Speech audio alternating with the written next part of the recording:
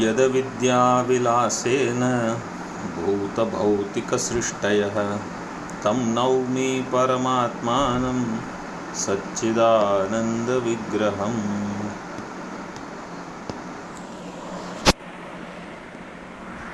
पूर्व कक्षा में हमने देखा कि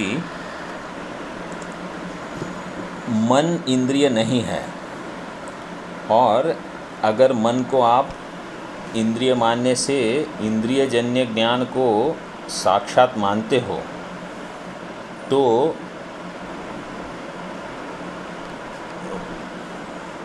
अनुमिति प्रमाण, उपमिति प्रमाण इत्यादि में इसकी अतिव्याप्ति होगी, और ईश्वर का ज्ञान जो इंद्रियजन्य नहीं है तो साक्षात ज्ञान नहीं है, ऐसा प्रसंग आएगा। वहाँ साक्षात्व न होने से अव्याप्ति होगी, तो दोनों हमारे लिए इष्ट नहीं है। तो वेदांतिन इस प्रकार समाधान देते हैं कि इसलिए आपको मन को इंद्रिय मानने की कोई आवश्यकता नहीं है। सुख दुखादि का हमको साक्षात अनुभव होता है, लेकिन वो इंद्रियों के द्वारा ज्ञात नहीं है। वो मन को साक्षात उसका जो ज्ञान है वही ज्ञान साक्षी को प्रत्यक्ष है, और ईश्वर का जो ज्ञान है वो मायाजन्य है, लेकिन वो इंद्रियजन्य नहीं है, ये सर्वसम्मत है। तो इसलिए मन के इंद्रियत्व का कोई प्रमाण नहीं है। इस प्रकार अब पृष्ठ 36 पर अंतिम पंक्ति देखो, 2 पंक्तियां हैं। इस प्रकार सिद्धांति के द्वारा तार्किकों के अभिमत प्रत्यक्षत्व प्रयोजक का निरसन किए जाने पर सिद्धांत पक्ष में भी दूसरा प्रत्यक्षत्व प्रयोजक नहीं बन सकता, ये समझने वाले तार्किक का अब आक्षेप आता है। प्रश्न यह है कि प्रत्यक्षत्व का प्रयोजक क्या है। उनका कहना था कि मन भी इंद्रिय है, मन को भी इंद्रिय मानो तो वो अतीन्द्रिय हो जाएगी, तो प्रत्यक्षत्व का प्रयोजक होगी। सिद्धांति द्वारा उसका निरसन किया गया, उसका खंडन हो गया। तो अभी सिद्धांत पक्ष में दूसरा प्रत्यक्षत्व प्रयोजक नहीं है, ऐसा समझ के अभी पूर्व पक्ष उठाते हैं। सिद्धांते प्रत्यक्षत्व प्रयोजकम किम इति चेत किम ज्ञानगतस्य प्रत्यक्षत्वस्य प्रयोजकं पृच्छसि किं वा विषयगतस्य। आद्ये प्रमाण चैतन्यस्य विषयावच्छिन्न चैतन्य अभेद इति ब्रूमः। तो ये जो है सिद्धांते प्रत्यक्षत्व प्रयोजकम किम इति चेत, अगर पूर्व पक्षी पूछता है कि आपके पक्ष में, सिद्धांत पक्ष में प्रत्यक्षत्व का प्रयोजक क्या है, मतलब किस वजह से आप किसी चीज़ को प्रत्यक्ष मानते हो, अगर ऐसा प्रश्न पूछा जाए कि प्रत्यक्षत्व प्रयोजकम किम इति चेत, तो वेदांतिन का भी उसके सामने एक दूसरा प्रश्न है। क्या प्रश्न है कि किं ज्ञानगतस्य प्रत्यक्षत्वस्य प्रयोजकं पृच्छसि किं वा विषयगतस्य प्रत्यक्षत्वस्य प्रयोजकं पृच्छसि। कि तुम ज्ञान प्रत्यक्ष है ये प्रश्न पूछ रहे हो कि ज्ञान के प्रत्यक्ष होने में प्रयोजक क्या है, या विषय के प्रत्यक्ष होने में प्रयोजक क्या है। मतलब देखो, वेदांत में 3 प्रत्यक्ष शब्द 3 चीज़ों के लिए इसका उपयोग होता है। प्रत्यक्ष विषय, प्रत्यक्ष प्रमाण और प्रत्यक्ष प्रमा। प्रत्यक्ष विषय, प्रत्यक्ष प्रमाण और प्रत्यक्ष प्रमाण। तो प्रश्न, प्रत्यक्ष प्रमाण जो है वो तो इंद्रियां हैं, वो तो सिद्ध हो गया। अब विषयगत प्रत्यक्षत्व के बारे में चर्चा चल रही है, या ज्ञान जो प्रमा है वो प्रत्यक्ष है, इसके बारे में आप प्रश्न उठा रहे हो। कि इसमें प्रत्यक्ष किसको कह रहे हो, किसके कारण प्रत्यक्ष व्यवहार हुआ है, इस शब्द का प्रयोग होता है। आद्ये प्रमाण चैतन्यस्य विषय अवच्छिन्न चैतन्य अभेद इति ब्रूमः, कि जब ज्ञानगत प्रत्यक्षत्व कहते हैं हम, तो उसमें विषय अवच्छिन्न चैतन्य का प्रमाण चैतन्य से अभेद होना चाहिए। मतलब प्रमाण की जो वृत्ति है, प्रमाण क्या है हमारे मुख्य सिद्धांत में, मुख्य रूप से प्रमाण है चैतन्य, क्योंकि वही अज्ञान का निवर्तक है। ठीक है, लेकिन अगर गौणी वृत्ति से कहा जाए तो जो वृत्ति में चैतन्य प्रतिफलित होता है उसको हम कहेंगे ज्ञानम। ठीक है, और वो वृत्ति जो है वो इस चैतन्य को प्रतिबिंबित करने में सहायक होती है, इसलिए वृत्ति को भी हम गौणी वृत्ति से ज्ञानम शब्द प्रयोग वहाँ करते हैं। तो प्रमाण चैतन्य जो है, मतलब जो वृत्ति आरूढ़ चैतन्य है वो, और विषय अवच्छिन्न चैतन्य, विषय अवच्छिन्न चैतन्य, ये शब्द आपको समझ में आ रहा है कि नहीं आ रहा है? देखो मैं समझाता हूँ इसको। वेदांत मत में पूरी सृष्टि का उपादान क्या है? ब्रह्म। हाँ, माया है, लेकिन माया का अधिष्ठान क्या है? ब्रह्म। ठीक है, तो जहाँ जहाँ माया है वहाँ ब्रह्म है कि नहीं है? तो वो चैतन्य है, ब्रह्म चैतन्य है। इसलिए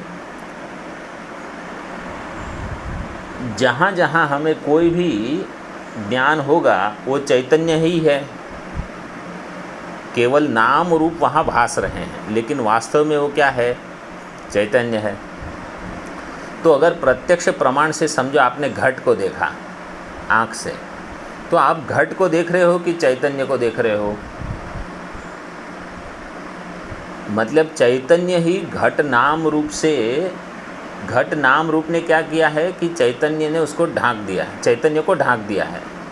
नाम रूप है, ये आवरण बन गया है वहाँ, इसलिए उस आवरण को हटाना है। तो जब आवरण हट जाएगा तो मुझे क्या समझ में आएगा? सर्वम खलु इदम ब्रह्म, ये सब ब्रह्म है। ठीक है, तो चैतन्य का विवर्त जो जब हम कहते हैं, तो ये घट है वो चैतन्य का विवर्त है, पट है वो चैतन्य का विवर्त है, मनुष्य है, पशु है, ये हिमालय है, गंगा जी, ये सब चैतन्य के विवर्त हैं। तो इन नाम रूपों ने चैतन्य को छिपा दिया है, आवृत कर दिया है। नहीं, अभी अवच्छिन्न का अर्थ क्या है कि जब हम कहते हैं कि अब चैतन्य तो सभी जगह है,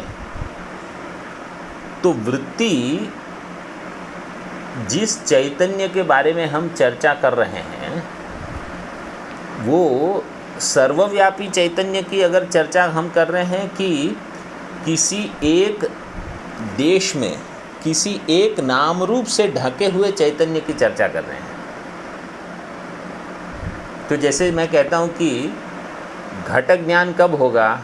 जब वहाँ का चैतन्य प्रकाशित हो जाएगा। तो चैतन्य प्रकाशित हो जाएगा का अर्थ है कि वहाँ नाम रूप जो है उसका अभी ज्ञान नहीं। चैतन्य तो स्वयं प्रकाश रूप है, लेकिन वहाँ घट के ऊपर अज्ञान का आवरण है, घट अज्ञान। तो उस घट अज्ञान की निवृत्ति करनी है मुझे। तो वहाँ का जो चैतन्य है घट विषय से अवच्छिन्न, अवच्छिन्न का अंग्रेजी में अर्थ है कंडीशनड। तो घटा अवच्छिन्न चैतन्य जो है, मतलब जो चैतन्य घट की उपाधि से जिसकी हम चर्चा कर रहे हैं, उस चैतन्य के बारे में। तो मेरी वृत्ति जो है वो पूरे ब्रह्मांड के चैतन्य का ज्ञान नहीं कराएगी, केवल घटक ज्ञान कराएगी। ठीक है ना।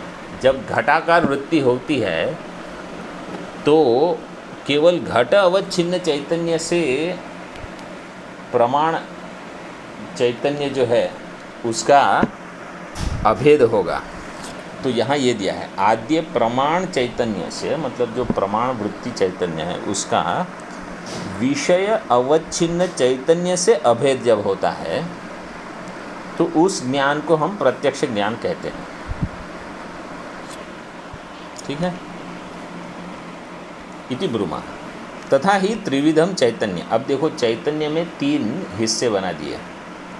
एक है विषय चैतन्यम, एक है प्रमाण चैतन्यम और एक है प्रमात्र चैतन्यम च। विषय चैतन्यम, प्रमाण चैतन्यम, प्रमात्र चैतन्यम च इति त्रिविधम चैतन्य। तो एक है चैतन्य जो विषय से उसका संबंध। अभी देखो ब्रह्म तो सभी जगह है, चैतन्य सभी जगह है। ठीक है।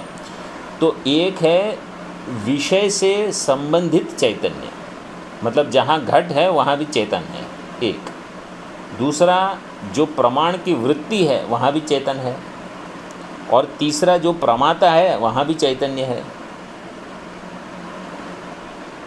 तो एक है प्रमात्र चैतन्य, एक है प्रमाण चैतन्य, एक है प्रमेय चैतन्य। 3 चैतन्य हो गए। तत्र घटादि अवच्छिन्नम चैतन्यम विषय चैतन्य। जो घट से अवच्छिन्न चैतन्य मतलब प्रमेय चैतन्य इसको कहेंगे। ठीक है। वो विषय चैतन्यम या प्रमेय चैतन्य। अंतःकरण वृत्ति अवच्छिन्नम चैतन्यम प्रमाण चैतन्यम। अंतःकरण वृत्ति से जो अवच्छिन्न चैतन्य है वो हो गया प्रमाण चैतन्य। और अंतःकरण अवच्छिन्न चैतन्य है वो प्रमात्र चैतन्य। देखो प्रमाण और वृत्ति, प्रमाण और प्रमाता, इसमें भेद आपको पता चल गया कि नहीं। एक है अंतःकरण अवच्छिन्न चैतन्य और एक है अंतःकरण वृत्ति अवच्छिन्न चैतन्य। तो जो वृत्ति है वो बाहर जाएगी, अंतःकरण है वो वहीं रहेगा। सरल है, कोई इसमें बड़ा ये नहीं है रॉकेट साइंस।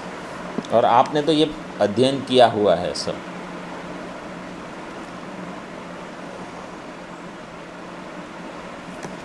इसके प्रश्न को केवल ठीक से समझ लो। इधर इंद्रिय जन्यत्व यदि प्रत्यक्षता में प्रयोजक नहीं है तो आपके सिद्धांत में भी प्रत्यक्षत्व का क्या प्रयोजक है, ये प्रश्न है। इस प्रकार तार्किक के द्वारा पूछने पर सिद्धांती प्रश्न को स्पष्ट कराने के लिए तार्किक से ही प्रश्न करता है कि हम पूछते हैं कि तुम ज्ञानगत प्रत्यक्षत्व का प्रयोजक पूछ रहे हो या विषयगत प्रत्यक्षत्व का प्रयोजक पूछ रहे हो।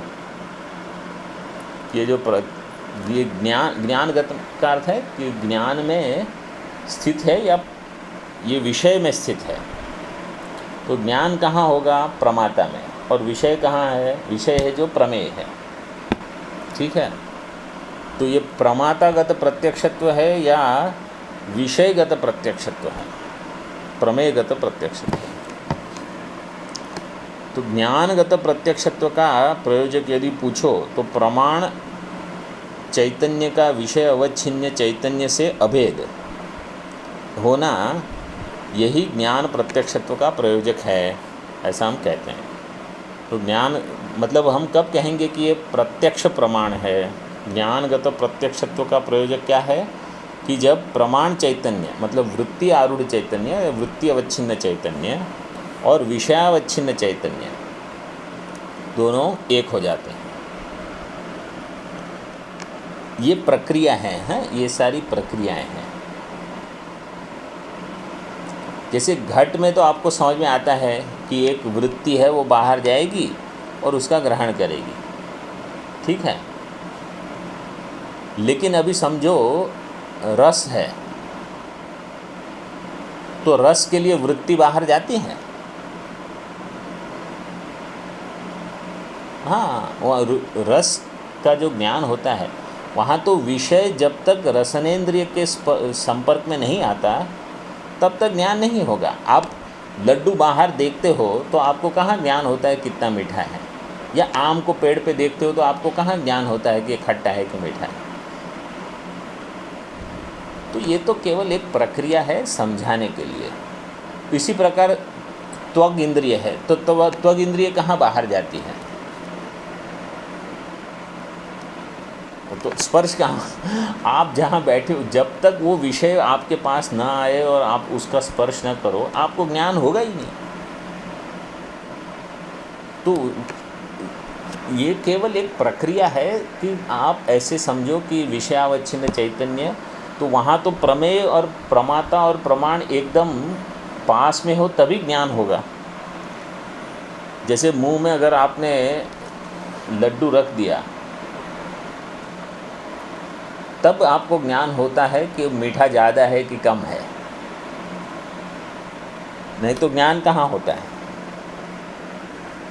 तो ये अभी समझाने मतलब वेदांत में हमेशा ध्यान रखो ये सारी प्रक्रियाएं होती है, अंतिम केवल एक है, मैं ब्रह्म हूँ और ये सारा मेरा विवर्त है। बाकी आप इधर से समझो उधर से समझो यहाँ वहाँ बहुत सारी चीज़ें बताई गई है, लेकिन अनेक अनेक आचार्यों ने अनेक अनेक प्रकार से ये प्रक्रिया बताई है। ठीक है, ये मुख्य एक है, इसलिए इस ग्रंथ का अध्ययन आवश्यक मानते हैं।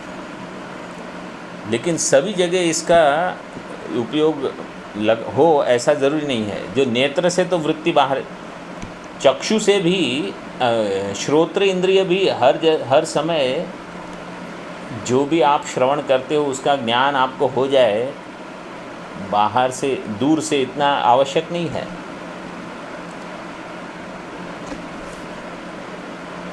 अच्छा ठीक है, तो ये तादात्म्य। और फिर चैतन्य के 3 प्रकार बताए हैं, विषय चैतन्य, अंतःकरण चैतन्य और अंतःकरण वृत्ति चैतन्य। ठीक है, इसका विवरण है, ये सरल है, इस पर कोई ज़्यादा कहने की ज़रूरत नहीं है। इसके टिप्पणी 1 नंबर टिप्पणी में इसी को बताया है, प्रत्यक्ष शब्दस्य व्यवहारो प्रत्यक्षात्मक ज्ञाने तद विषये तद प्रमाणे च उपलभ्यते, कि प्रत्यक्ष ज्ञान में, विषय में और प्रमाण में, तीनों में प्रत्यक्ष शब्द का व्यवहार होता है। कैसे? प्रत्यक्षम ज्ञानम, प्रत्यक्षो विषयः, प्रत्यक्षम प्रमाणम इति। इसमें से तेषु प्रमाणगतस्य प्रत्यक्षत्वस्य प्रयोजकम प्रत्यक्ष प्रमाकरणत्वम, प्रत्यक्ष प्रमाकरणत्वम प्रत्यक्ष प्रमाणम, ये तो सिद्ध हो गया। तस्य प्रसिद्धत्वात् प्राग उक्त, पहले ही हमने इस पर चर्चा कर ली है, तो उसके बारे में अभी जिज्ञासा नहीं है। तन्नैव जिज्ञासा। अब ज्ञानगतस्य विषयगतस्य च प्रत्यक्षत्वस्य, वहाँ त छूट गया है, उसको लिख दो।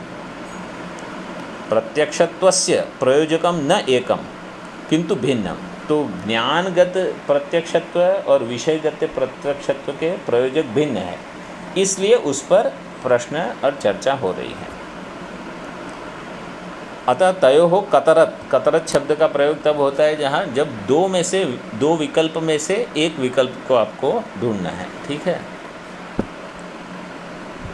कतरन्नो गरीयः यद्वा जयेम यदि वा नो जये, गीता में आता है ना वैसे। इति सिद्धांतिना आशय। नैयायिकस्तावत् इंद्रियजन्यत्वं ज्ञानगत प्रत्यक्षत्वे प्रयोजकम, प्रत्यक्ष ज्ञान विषयत्वंच विषयगत प्रत्यक्षत्वे प्रयोजकम इति आहुः। नैयायिक क्या बोलते हैं? इंद्रियजन्यत्वं ज्ञानगत प्रत्यक्षत्वे प्रयोजकम, और प्रत्यक्ष ज्ञान विषयत्वम विषयगत प्रत्यक्षत्व प्रयोजकम। तो जो इंद्रियजन्य है उसको हम प्रत्यक्ष ज्ञान मानते हैं, वो कहते हैं ज्ञानगत प्रत्यक्षत्व इंद्रियजन्यत्व, और प्रत्यक्ष ज्ञान विषयत्व जहाँ है तो उसको कहेंगे विषय, वो प्रत्यक्ष, मतलब जिस विषय का ज्ञान प्रत्यक्ष से हुआ है, प्रत्यक्ष ज्ञान विषयत्व जहाँ है उसको वो विषयगत प्रत्यक्ष मानते हैं। वेदांती ऐसा नहीं मानते। देखो, वेदांती नस्तु प्रत्यक्ष ज्ञान विषयत्व रहितम स्वतः अपरोक्ष रूपम कंचन साक्षिणम मन्यन्ते। वेदांती के मत में एक साक्षी है जो प्रत्यक्ष ज्ञान विषयत्व रहित होने पर भी स्वतः अपरोक्ष रूप है। अतः तस्य प्रत्यक्षत्वम, अब यहाँ प्रत्यक्ष और अपरोक्ष शब्द पर्यायवाची लेते हैं ये।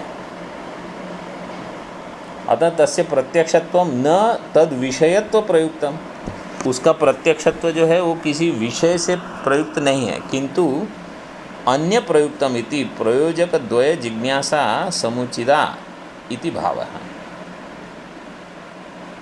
तो किसी अन्य प्रयुक्त वो प्रत्यक्षत्व है।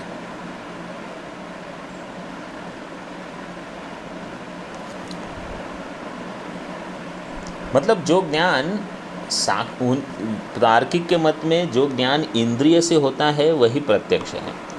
वेदांत के मत में इंद्रिय को जो ज्ञान होता है या साक्षी को जो ज्ञान होता है, दोनों के लिए प्रत्यक्ष संज्ञा मानी जाती है। अब वो साक्षी को मानते ही नहीं हैं तो वो कुछ कुछ बोलते रहते हैं तार्किक, तो वहाँ इसलिए इतने पूर्व पक्ष उठते रहेंगे।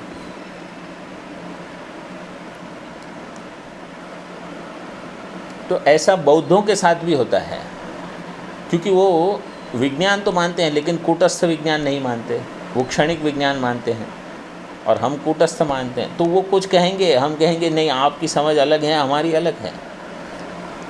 अच्छा, आपको और एक चीज़ अभी बता देता हूँ, बौद्धों का भी ऐसा ही है। वो कहते हैं कि सब शून्य है और हम कहते हैं वो शून्य का एक साक्षी है। तो जब तक आप साक्षी नहीं मानोगे तो शून्य का ज्ञान आपको कैसे हुआ?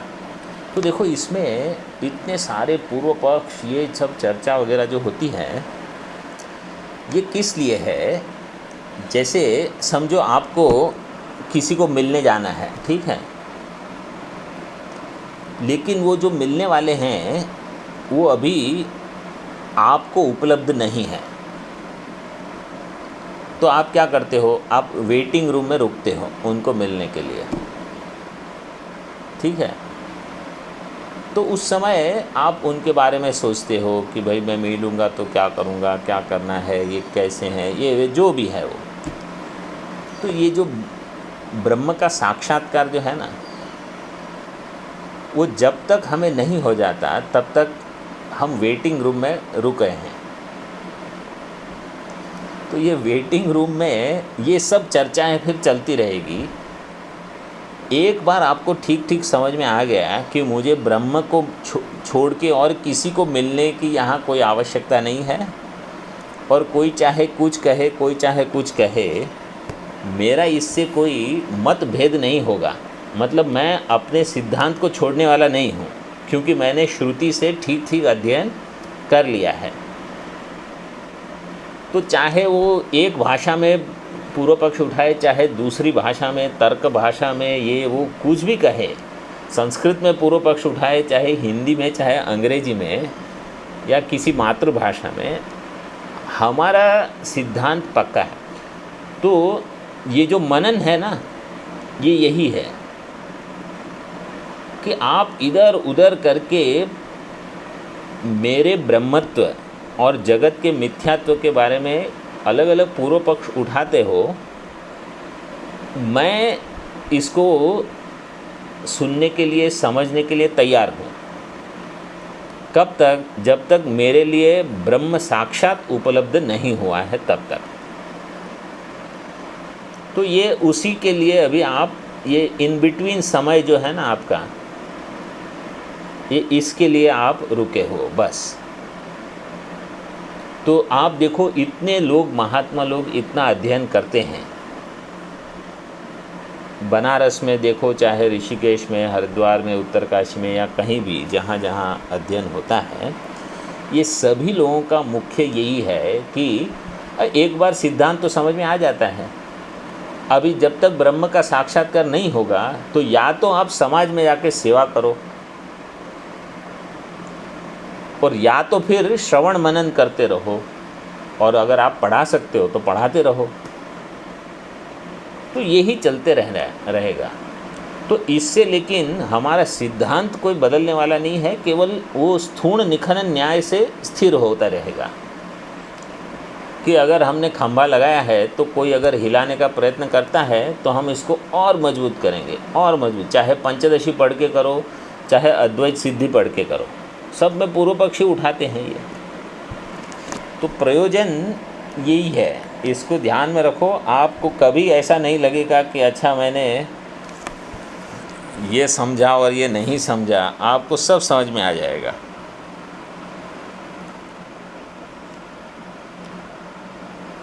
ठीक है, अभी वेदांती मन को इंद्रिय नहीं कहते। ठीक है,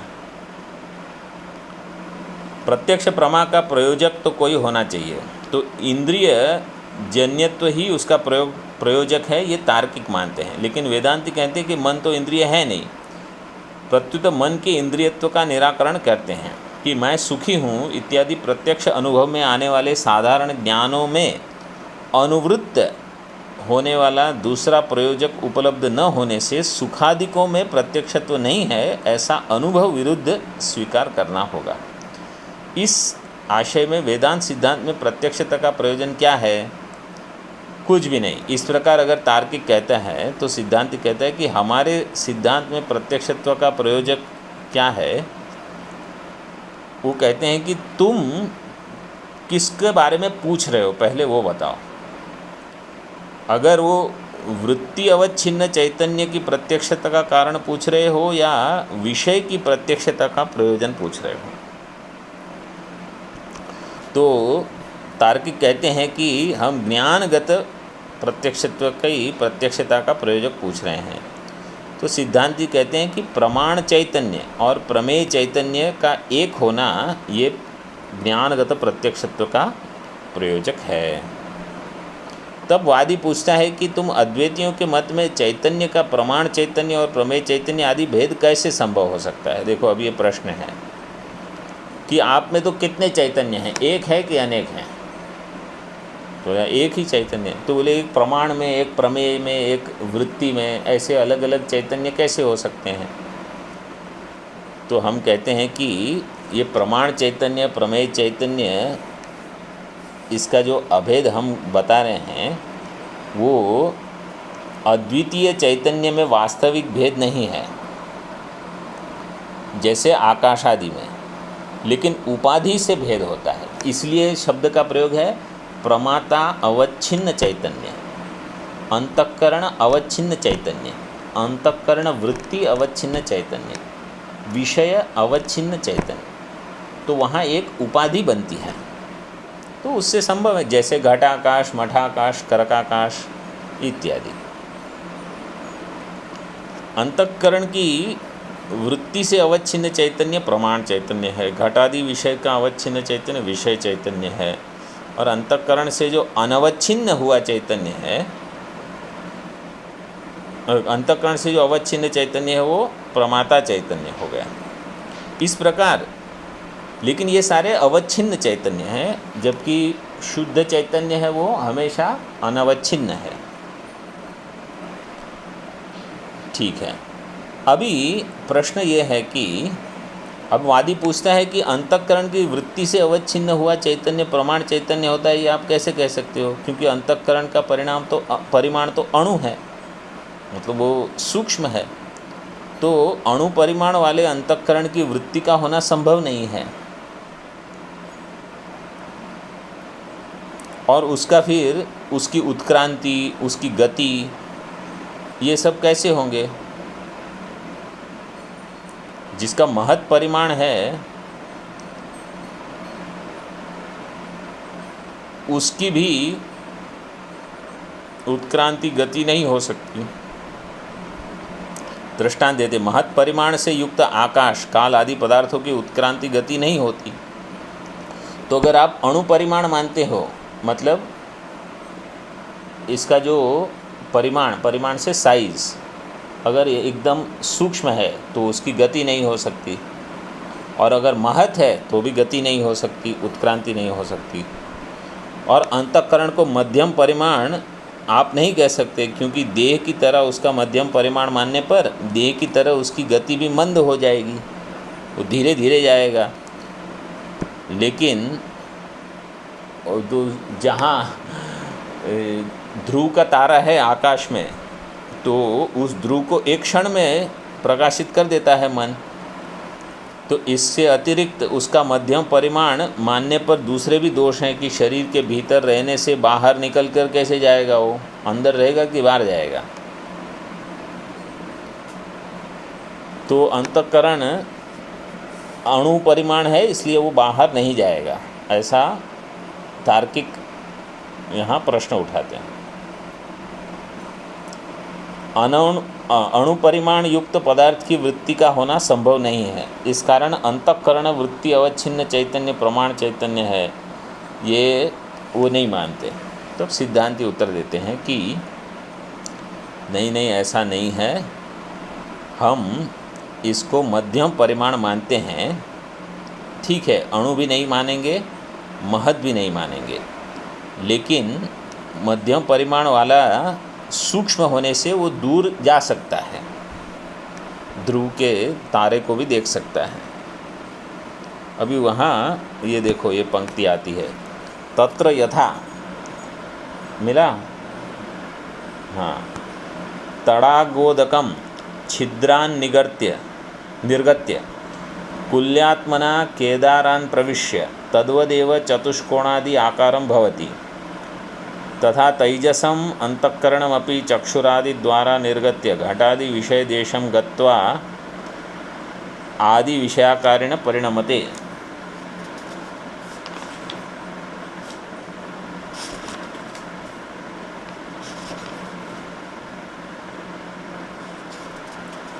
स एव परिणामो वृत्तिः इति उच्यते, वृत्तिरित्युच्यते। अनुमित्यादि स्थले तु न अंतःकरणस्य वन्यादिदेशगमनं वन्यादेः चक्षुरादि असन्निकर्षात्। वेदांत का कहना ये है कि जैसे जहाँ जहाँ चक्षु सन्निकर्ष होता है वहाँ मन बाहर जाता है। अब ये मन बाहर जाता है, ये यहाँ बताया है, जैसे मैंने कहा ये एक प्रक्रिया है। वो हर समय मन कहाँ बाहर जाता है, सारी इंद्रियों में नहीं जाता है, केवल जहाँ चक्षुर इंद्रिय का प्रसंग है तो दृष्टांत वहाँ यही ऐसे ही दिया है। तो दृष्टांत हमेशा एक अंश में ही ठीक होता है, सर्वांश में दृष्टांत ठीक हो ऐसा आवश्यक नहीं है। जैसे तड़ाग उदकम, तो एक तालाब में छेद करके वहाँ से छिद्रात निर्गत्य कुल्यात्मना, एक वहाँ एक नाली जैसा बना के वहाँ से जल निकालते हैं खेत में, सभी जगह फिर वो जल पहुँच जाता है। केदारान प्रविश्य, तो खेतों में प्रविष्ट होके, और जिस प्रकार का वहाँ आकार बनाया है उसी प्रकार वहाँ जल पहुँचेगा। तो अगर चतुष्कोण आकार है तो वैसे जाएगा, त्रिकोण आकार है तो वैसे जाएगा, ये हमने पहले बता दिया है। वर्तुलाकार है तो वैसे जाता है। इसी प्रकार तेजसम अंतःकरण, अभी ये तो पुराना दृष्टांत है। देखो, नए दृष्टांत को अगर आपको लेना है तो हमने आपको शायद पता नहीं बताया होगा कि नहीं, जैसे ये लेसर बीम होते हैं ना,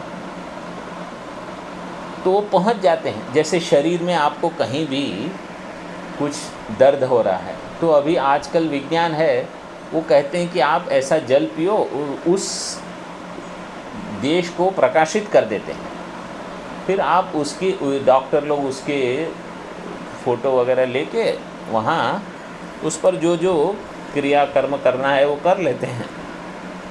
तो इसी प्रकार ज्ञान हो जाता है कि वो चैतन्य तेजस अंतःकरण, ज्ञान वाला अंतःकरण चक्षुरादि द्वारा बाहर जाकर निर्गत्य घटादि विषय देश में जाकर विषयाकारेण परिणमते।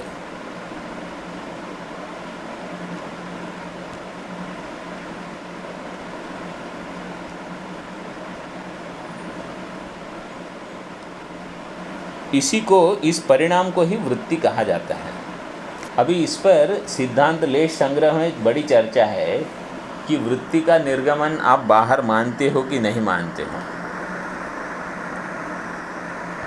तो जैसे हमने कहा कि चक्षुर इंद्रिय और श्रोत्र इंद्रिय में तो हम मानते हैं, बाकी में नहीं मानते।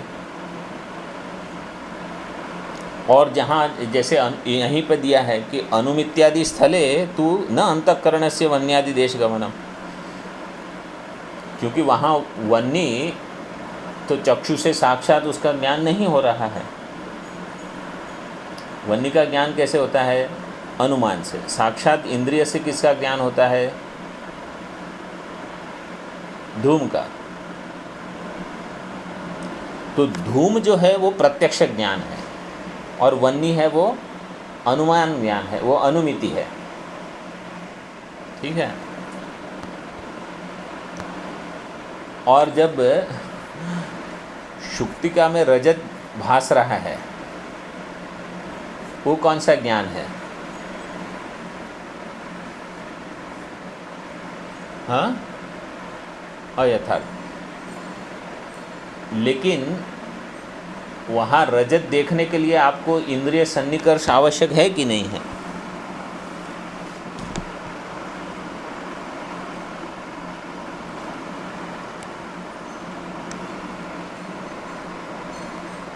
तो शुक्ति में रजत देखने के लिए अगर आप कहते कि वो साक्षी भाष्य है, तो शुक्ति में रजत अंधे को दिखती है कि नहीं दिखेगी?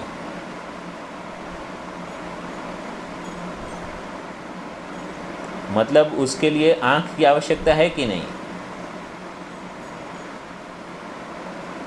तो इंद्रिय का उपयोग हो रहा है वहाँ।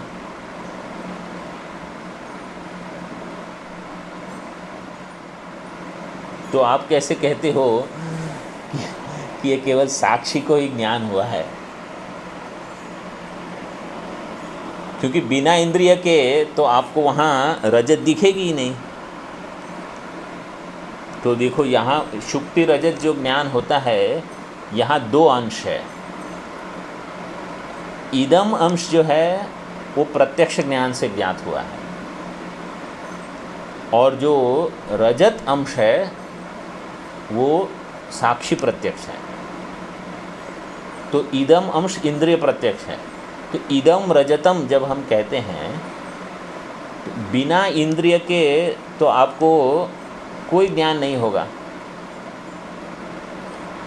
तो वहाँ एक अंश में इंद्रिय प्रत्यक्षत्व है और एक अंश में साक्षी प्रत्यक्षत्व है।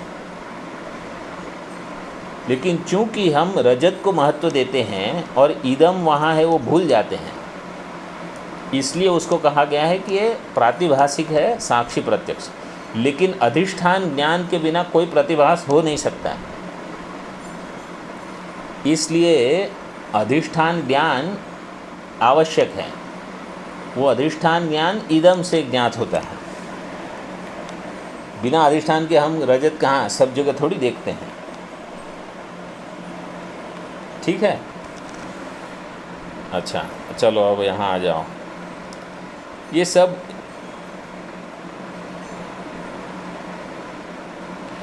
नहीं, शुक्तिका में रजत, देखो शुक्तिका में रजत में हम कहते हैं कि रजत प्रातिभासिक सत्य है। ठीक है। वो तो प्रातिभासिक मानते ही नहीं।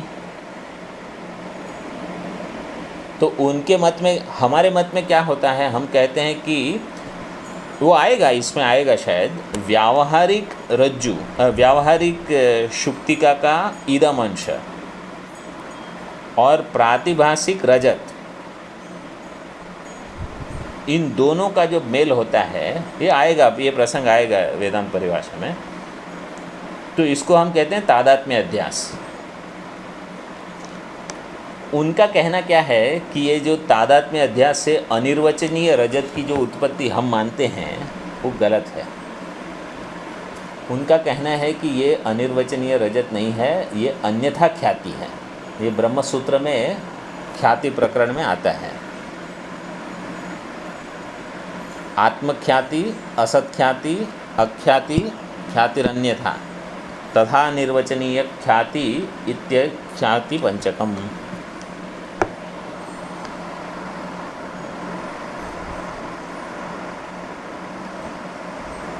इस प्रकार 5 ख्यातियों को बनाया गया है।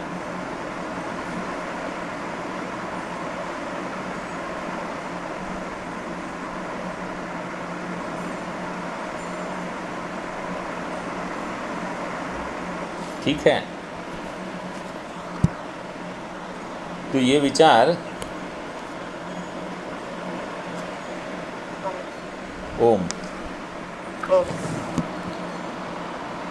ये ख्याति 5 है, इसके बारे में विचार आता है।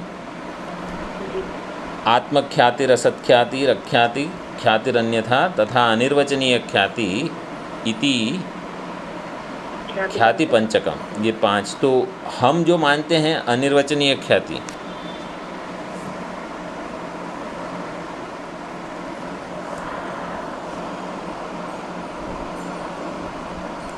उसको वो नहीं मानते।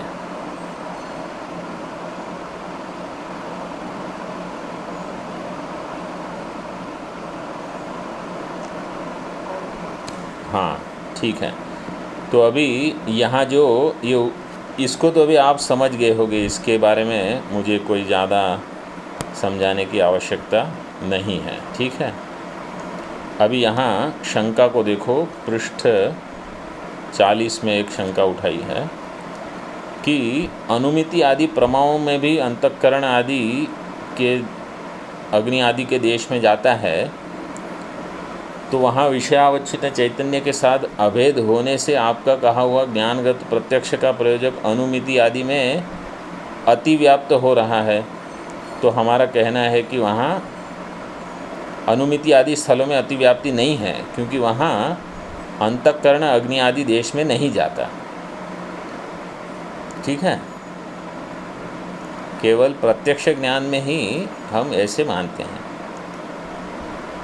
और उसमें भी वृत्ति और घट का भेद होने से भिन्न भिन्न उपाधि से प्रमाण चैतन्य, प्रमेय चैतन्य, इस प्रकार का वाक्य प्रयोग होता है। हकीकत में चैतन्य हम भी एक ही मानते हैं।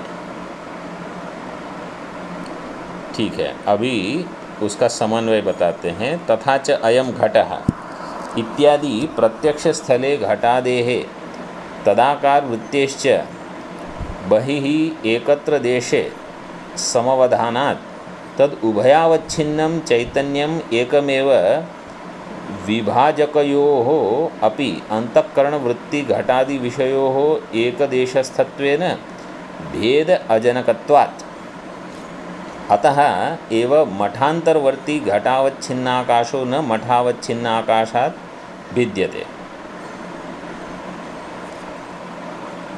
तथा च अयम घटः, यह घट है, इस प्रकार का जो ज्ञान प्रत्यक्ष स्थल में होता है, जहाँ इंद्रियों के द्वारा सन्निकर्ष से ज्ञान होता है,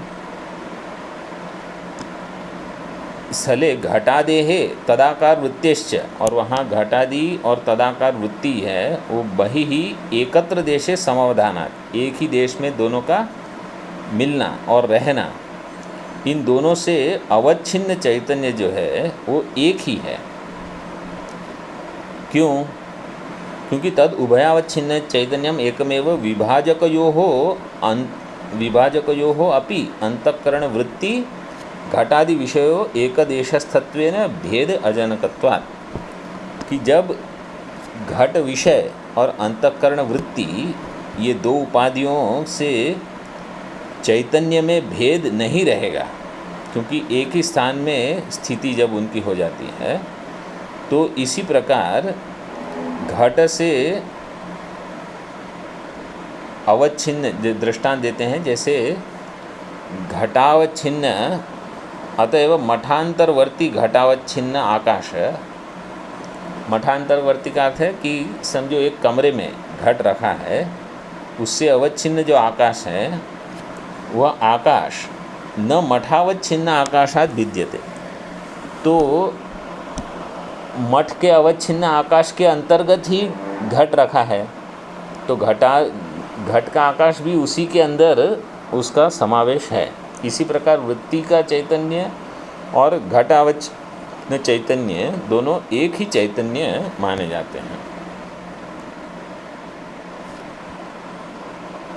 तो यहाँ केवल उसी के ऊपर बताया गया है कि इनकी उपाधियाँ अलग अलग है, इसलिए इस प्रकार के प्रयोग होते हैं।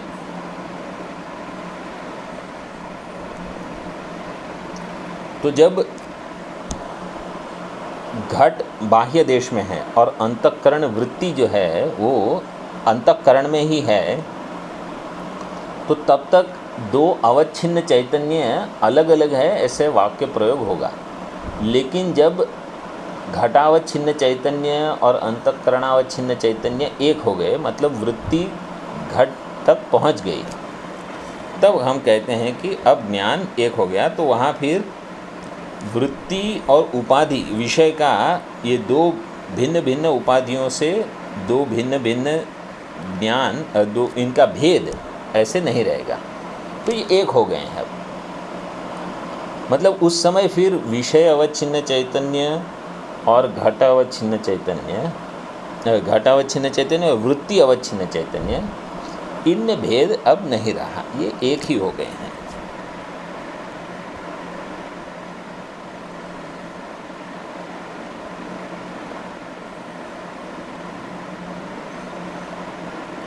अब यहाँ देखो पृष्ठ 42 में, भिन्न देशस्थ उपाधियों को भेद जनकत्व है और एक देशस्थ उपाधियों को भेद जनकत्व नहीं है, ऐसी गुरु कल्पना करने की अपेक्षा विशेषण की तरह उपाधियों में भी स्वरूप से ही भेद जनकत्व मानने में कल्पना लाघव होगा। ऐसी आशंका होने पर सिद्धांती अतएव आदि ग्रंथ से उसका समाधान करते हैं। प्रश्न क्या है कि अगर भिन्न देशस्थ उपाधि होने से भेद जनकत्व है और एक देशस्थ उपाधि को होने से भेद जनकत्व नहीं है, ऐसा करने से अच्छा तो ये है कि उपाधियों में भी भेद स्वरूप से ही भेद जनकत्व मानो, तो कल्पना लाघव होगा। कल्पना गुरुत्व और कल्पना लाघव, इसका अर्थ है कि इतनी बड़ी कल्पना करने की क्या ज़रूरत है, ये गुरु कल्पना है। और कम कल्पना करके आप किसी चीज़ को अगर समझा सकते हो तो वहाँ अधिक कल्पना करने की आवश्यकता नहीं है।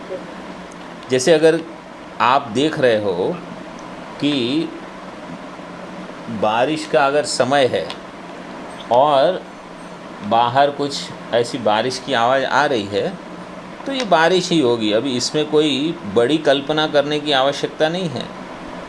तो इसका समाधान दे रहे हैं सिद्धांती अतएव से कि एक देश में स्थित होने से ही उन दो उपाधियों का भेद जनकत्व नहीं है। ये अनुभव में आने से मठ में स्थित घट से अवच्छिन्न हुआ आकाश मठावच्छिन्न आकाश से भिन्न नहीं है। तो घट अवच्छिन्न आकाश और मठावच्छिन्न आकाश एक ही है। मठ रूप उपाधि के भाग में घट रहता है, इस कारण मठाकाश और घटावच्छिन्न आकाश दोनों एक स्थान में स्थित हुई उपाधियों से अवच्छिन्न है, इसलिए वे परस्पर भिन्न नहीं हैं। घट के प्रत्यक्ष ज्ञान के समय घट देश के साथ अंतःकरण का संयोग होता है। घट के प्रत्यक्ष ज्ञान के समय घट देश के साथ अंतःकरण का संयोग होता है। अंतःकरण के एक भाग को ही वृत्ति कहते हैं। तो पूरा अंतःकरण बाहर नहीं जाता, अंतःकरण का एक भाग बाहर जाता है, वही उसी को वृत्ति कहते हैं। इस कारण घटावच्छिन्न चैतन्य और घट को अभिव्यक्त करने वाला चैतन्य, ये दोनों एक ही है। अर्थात फलमुख फल प्रधान गौरव दोषावह नहीं होता। अब इस विचार विनिमय से जो निष्कर्ष निकला है उसको कहते हैं। तो यहाँ कहने का अर्थ ये है कि घटावच्छिन्न चैतन्य और घटाकार वृत्ति अवच्छिन्न चैतन्य, जो इसको अभिव्यक्त करने वाला चैतन्य है, वो दोनों एक ही हैं। मतलब ये दो अलग अलग नहीं हैं। तथा च अयम घटः इति घट प्रत्यक्षस्थले घटाकार वृत्तेर्घट संयोगितया घटावच्छिन्न चैतन्यस्य तद्वृत्त्यवच्छिन्न चैतन्यस्य च अभिन्नतया तत्र घटज्ञानस्य घटांशे प्रत्यक्षत्वम। तो जहाँ अयम घटः इस प्रकार का प्रत्यक्ष ज्ञान जहाँ होता है, वहाँ क्या होता है, घटाकार वृत्ति और घट का संयोग होता है। कैसे? घटावच्छिन्न चैतन्य और तद वृत्ति अवच्छिन्न चैतन्य का अभिन्न होने से घट ज्ञान का वहाँ प्रत्यक्ष होता है। उसको हम कहते हैं ये प्रत्यक्ष ज्ञान है, ये प्रक्रिया है।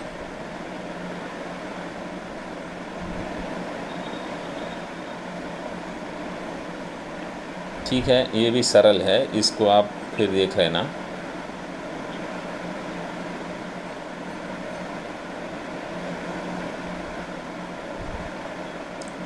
अच्छा, इसको एक यहाँ और आप चीज़ याद रखो कि जब हम कहते हैं कि घट प्रत्यक्ष हो रहा है, तो अंश में ही प्रत्यक्ष होगा। जैसे जब हम घट को देखते हैं तो घट के पीछे क्या है उसका ज्ञान तो नहीं होता, घट के अंदर क्या है उसका भी ज्ञान नहीं होता, घट के नीचे क्या है उसका भी ज्ञान नहीं होता। तो केवल 20-25% घट का ज्ञान होता है, बाकी हिस्सों का तो कोई ज्ञान नहीं होता। फिर भी हम कहते हैं कि मुझे घट का ज्ञान हो गया, ये घट प्रत्यक्ष है। तो हमेशा ये ज्ञान जो होते हैं वो अंश में ही होते हैं, सर्वांश में नहीं होते। ठीक है, अब आगे यहाँ दिखाते हैं कि सुखादि अवच्छिन्न चैतन्यस्य तद्वृत्ति अवच्छिन्न चैतन्यस्य च नियतेन एकदेशस्थित उपाधिद्वयावच्छिन्नत्वात् नियमेन अहम सुखी इत्यादि ज्ञानस्य प्रत्यक्षत्वम्। सिद्धांति बोल रहे हैं कि सुखादि जो ज्ञान है, सुखादि अवच्छिन्न चैतन्यस्य तद्वृत्ति अवच्छिन्न चैतन्यस्य च नियतेन एकदेशस्थित उपाधिद्वय अवच्छिन्नत्वात्। सुख का ज्ञान कहाँ होता है? अंतःकरण में। ठीक है, और उस सुख का ज्ञान जो है उसकी वृत्ति जो बनती है, उस वृत्ति भी वहीं होती है अंतर्देश में। कम से कम इतना तो आप मान ही सकते हो। अब वो कौन सी वृत्ति है इस पर फिर चर्चा पता नहीं यहाँ पर अभी आएगी कि नहीं, लेकिन दोनों चैतन्य एक ही देश स्थित है। तो उपाधि द्वय अवच्छिन्नत्वात् नियमेन अहम सुखी इत्यादि ज्ञान से प्रत्यक्षत्वम्। तो ये ज्ञान हमेशा प्रत्यक्ष होगा, अहम सुखी अहम दुखी इत्यादि। ठीक है, क्योंकि विषय और विषयाकार वृत्ति एक ही देश में है। घट का कैसा है कि घट बाह्य देश में है, वृत्ति अंतर्देश में है, फिर वृत्ति बाहर जाती है, फिर ज्ञान होता है। लेकिन सुखी दुखी जो है वो सुखाकार वृत्ति अंतःकरण अंतर्देश में ही है। तो नियम से वह ज्ञान प्रत्यक्ष ही होगा, ऐसा कहते हैं। तो ये तो हो गया ठीक। देखो यहाँ 43वें पृष्ठ में नीचे देखो, चौथी पंक्ति नीचे से, अतः सुखादि विषयावच्छिन्न चैतन्य और सुखादि आकार वृत्ति अवच्छिन्न चैतन्य, सुख विषय और उसकी वृत्ति पूर्व प्रकार से दो उपाधियां एक प्रदेश में ही स्थित होने पर उन्हें उपधेय भेद जनकत्व नहीं होता। उनकी उपाधि का जो उपधेय है उसमें भेद नहीं है। उपधेय क्या है? उपहित चैतन्य। इस प्रकार से एकत्व होने के कारण सुखादि अंश में उसे प्रत्यक्षत्व है। बाह्य विषयाकार वृत्ति को इंद्रिय सन्निकर्ष की अपेक्षा होती है, परंतु आंतर विषयाकार वृत्ति स्वयं ही उत्पन्न होती है। यही आंतर और बाह्य विषयों में विशेष है। विशेष का अर्थ है भेद है। अब दो उपाधियों को एक देश में स्थित होने से उनमें भेदजनकत्व तो नहीं होता। इस कथन पर अतिव्याप्ति दोष का अनुवाद करके उसका परिहार करते हैं। ननु एवं स्ववृत्ति सुखादि स्मरणस्यापि सुखादि अंशे प्रत्यक्षत्वा आपत्ति इति चेत स्ववृत्ति सुखादि स्मरणस्यापि सुखादि अंशे प्रत्यक्षत्व आपत्ति। तो अगर सुखादि वृत्ति का अगर केवल आपको स्मरण होता है तो भी वो प्रत्यक्ष ज्ञान हो जाएगा। फिर है तो वो स्मृति। तत्र स्मर्यमाण सुखस्य अतीतत्वेन, वो जो स्मर्यमाण सुख है वो अभी हो रहा है कि पहले था? वो तो पहले हुआ था। ठीक है, तो अतीत, अतीत का अर्थ है कि वो पहले हो गया था। अतीतत्वेन स्मृति रूप अंतःकरणावृत्ते है वर्तमानत्वेन तत्र उपाध्योः भिन्नकालीनतया तत्तदवच्छिन्न चैतन्योर भेदात्। पूर्व पक्ष क्या है देखो, सुख का ज्ञान समझो आपको पहले हुआ, कल हुआ था कि जब कक्षा समाप्त हुई तो आपको कितना आनंद हुआ। ठीक है, अब उस सुख को आप अभी याद कर रहे हो कि ये कक्षा अब कब समाप्त होगी। ठीक है, तो ये जो सुख है वो सुख तो कल का है और उसका काल अलग है और उसका अवच्छिन्न चैतन्य भी अलग है। और अंतःकरण वृत्ति जो इस स्मृति रूप में हो रही है वो अभी हो रही है। सुख कल का और उसकी स्मृति आज, तो इनका भिन्न भिन्न काल है। तो तत्र उपाध्यो हो भिन्न कालीनतया तत्तद अवच्छिन्न चैतन्य हो भेदात्। तो उसका अवच्छिन्न चैतन्य और आज का अवच्छिन्न चैतन्य में भेद है। तो उपाध्यो हो एकदेशस्थत्वे सति, एक देश में भले हो लेकिन उनका काल तो अलग है। एक कालीनत्वस्य एव उपधेय अभेद प्रयोजकत्वात्। अगर वो एक ही काल में हो तब तो अभेद आप मान सकते हो। जैसे जहाँ घट है उसी तरह समय अगर घटाकार वृत्ति उत्पन्न होती है तो दोनों का अवच्छिन्न चैतन्य एक हो सकता है, तो ऐसे तो आप मान सकते हो। लेकिन अगर वो किसी भिन्न काल में हो रहे हैं तो सुख है भूतकाल में और वृत्ति है वर्तमान काल में, तो इसमें आप कैसे ज्ञान मानते हो? तो यहाँ अतिव्याप्ति है। इसको पढ़ते हैं और फिर समाप्त करते हैं। देखो,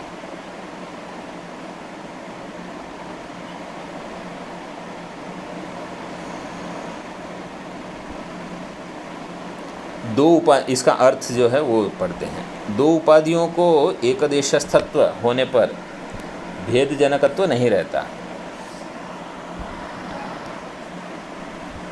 तो पूर्व पक्ष यहाँ क्या कहता है कि एक देशस्थ है लेकिन एक कालत्व अगर नहीं है तो क्या होगा, ये प्रश्न है।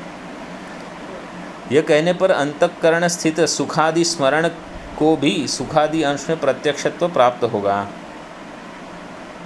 सुखादि का जो स्मरण है। परंतु ऐसा होना अनिष्ट है क्योंकि स्मरण को प्रत्यक्ष कहना किसी को भी सम्मत नहीं है। तो ये कहना ठीक नहीं, क्योंकि अंतःकरण वृत्ति सुख में अंतःकरण वृत्ति सुख भूतकालीन है और स्मृति रूप अंतःकरण वृत्ति वर्तमानकालीन है। इस कारण सुख विषय और सुखाकार स्मृति वृत्ति इन दोनों उपाधियों में भिन्न कालत्व है। उनका काल भिन्न होने से सुख रूप विषय का काल भूत और स्मृति का काल वर्तमान, ऐसा काल भेद है। ठीक है, तो सुख और स्मृति वृत्ति से अवच्छिन्न हुए दोनों चैतन्य भिन्न हो गए क्योंकि सुखाकार चैतन्य भिन्न था वो कल था, और स्मृति वृत्ति आकर अवच्छिन्न चैतन्य आज है। तो इस कारण अप्रत्यक्ष स्मृति ज्ञान में प्रत्यक्ष सुखादि ज्ञान के प्रयोजक की अतिव्याप्ति